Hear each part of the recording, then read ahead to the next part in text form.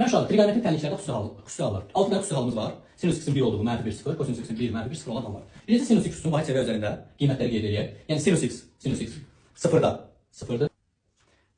Pi bölü 2-də 1'dir. Pi'də sıfırdır. Mənfi pi bölü 2-də, üst pi bölü 2-də mənfi 1. Kosinus x sıfırda 1'dir. Pi bölü 2-də sıfırdır. Pi'də mənfi 1'dir. Burada ise sıfır. Və başlayalım. Sinus x 1'i harda alır?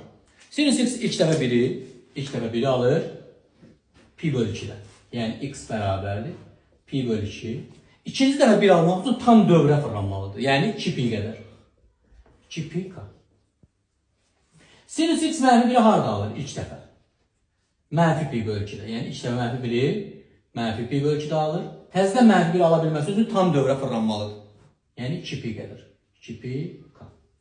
Və sinus x 0'ı harda alır? Burada qeyd edirəm. X bərabər 0'ı ilk dəfə alır.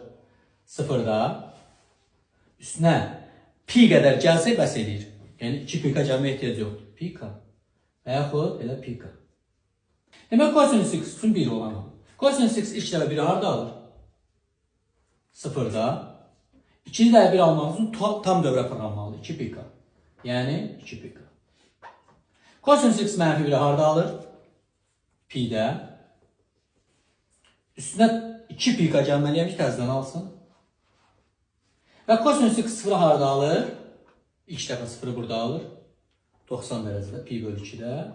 Üstünə pi gəlsəm kifayət edir. Çünki aşağıda yenə 0 alır. Pi